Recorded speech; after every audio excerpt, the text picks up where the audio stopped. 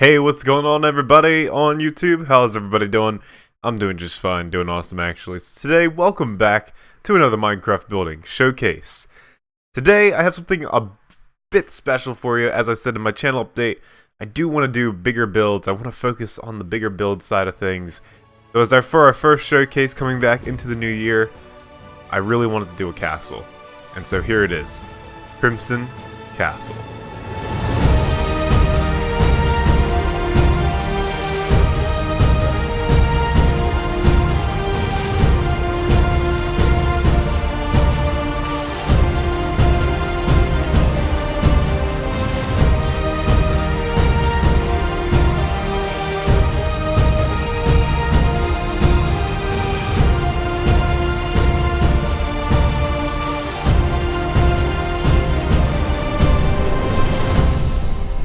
Alright, so yes, this is Crimson Castle. Why is it called that? Well, simply because of its roof color.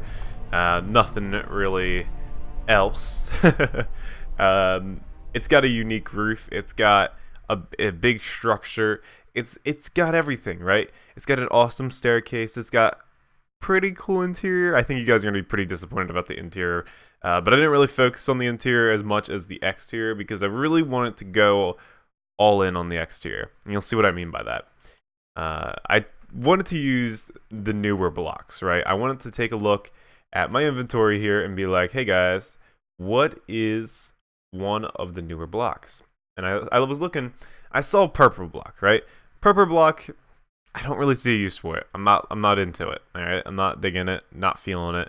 So I was like, all right, let's move on. We have red sandstone. That's not a new block, but it's a block that I don't usually use. And I saw nether brick, red nether brick. Well, that's a block. You know, it's the nether brick block, nether warp brick block. I don't know, whatever you want to say there. And we also had the bloom block as well, magma block, and stone block. But the one that really appealed to me was this nether, red nether brick block because it sort of combos with the regular nether brick. And you'll see in a minute here, they really go hand in hand and really works. And it's sort of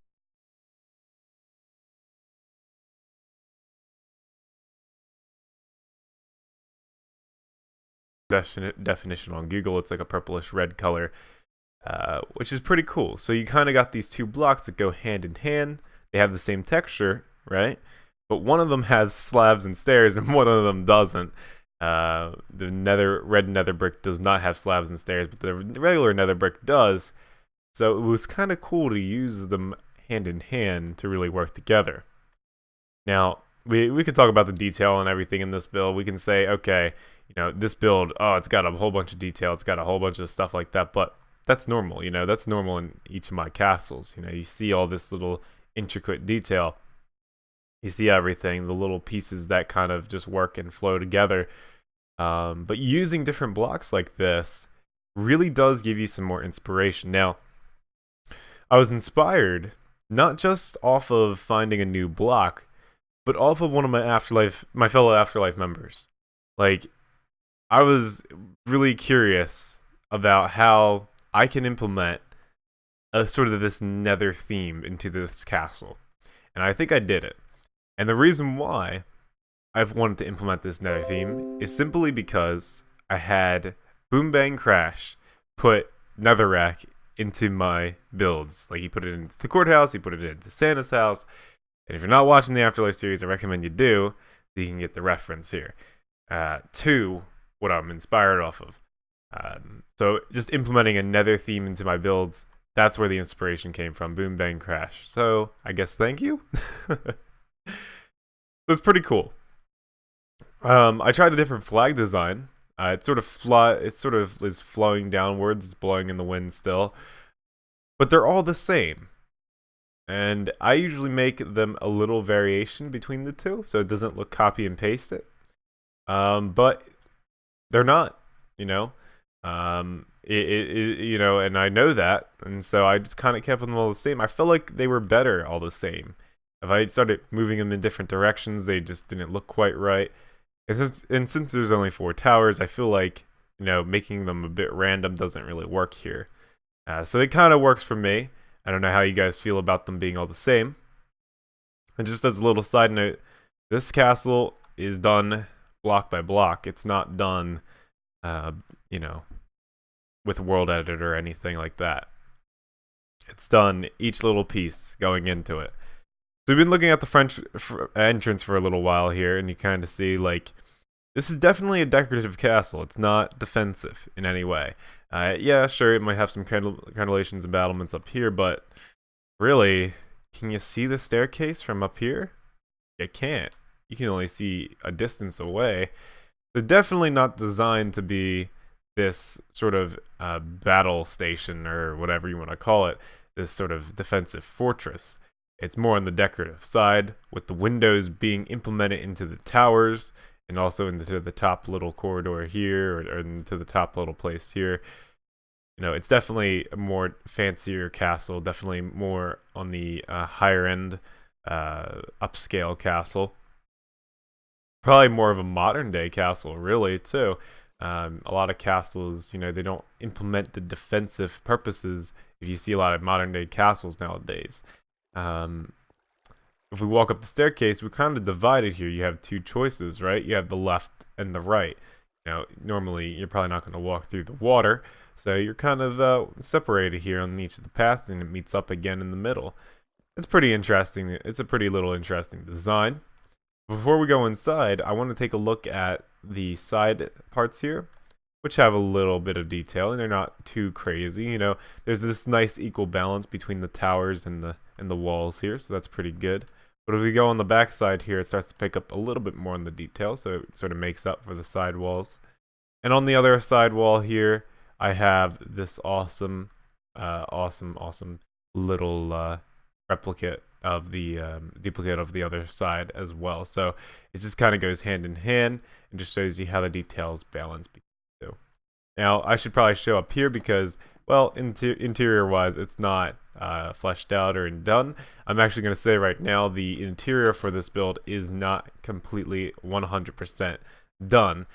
There's still lots more work to do on that side of things, but I figured I could show it to you because, well, exterior is what matters to me. It's, you know, the beautification of the build, just being on the exterior, just makes it really stand out, and it really gives you an idea of how to build these awesome structures, or it's a sense or slash inspiration, you know, of how to build these giant structures, or maybe just to give you some little inspiration, as I said. So as we're walking inside here, you're greeted with this nice little carpet and sort of this nice little grand hallway. And the reason why I say hallway is because it sort of, you know, makes it feel a little claustrophobic, with these pillars sort of making it like sort of push in a little bit towards the carpet. I don't know how to really explain that, but yeah, they kind of like just sort of push in the hallway, make it a little bit tighter. And as you're walking to the throne, you know, you're kind of just greeted with this nice little throne at the end of the hallway. And we have these nice little tables over here. Again, this is not 100% complete, but it is to the point to where, okay, we got a little bit of stuff in here, it's okay. But the main thing I really like about this interior is this staircase. Now, this staircase probably took me about a half an hour to do. The build in total took me about 3 days to do. But this staircase took me about a half an hour to do because of how the patterns go in the staircase, you know, to make it flow in sort of this bending and winding shape as it travels up further into the castle. Was really difficult to do. Probably one of my most difficult things I've ever done in a build. But it sort of bends up here, it sort of winds up here, and then it comes up, and then here we are. We're up in the top little balcony part, which eventually I hope for it to lead up into somewhere where we can get into the top little castle there. So as I said, you can kind of see here like a little interior bits. There's some little pokey holes here and there, but that is all to be done pretty soon.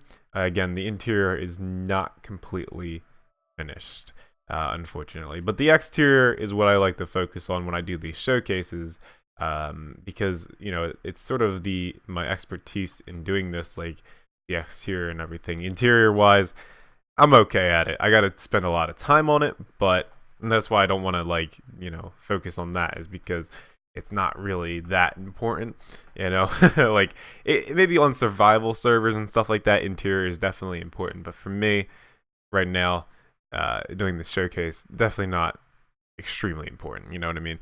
So looking at the build, you know, from back here, you know, I love this build. It's definitely one of my more unique castles because it's got this red color. Normally when I build castles, I usually go for like a green, a purple, or a blue color, you know, staying on that side of the spectrum. But I went to the opposite side and I, you know, built a nice red castle, or a nice red themed, or crimson castle as we would call it here. Pretty cool though. So it's pretty cool just to see how like inspiration from maybe a netherrack being placed in your build on the Afterlife server can turn into something like this. You know, I could draw inspiration from anything, and hopefully you guys take some inspiration from this and go off and build your own castles, or maybe you try to build the same castle. Maybe you have expert vision where you can kind of see like every detailed little block, or I don't know, whatever your choice is. But yeah, so thank you for watching this video. Hopefully you guys enjoyed it. And as always, don't forget to be awesome. And I will see you guys next time.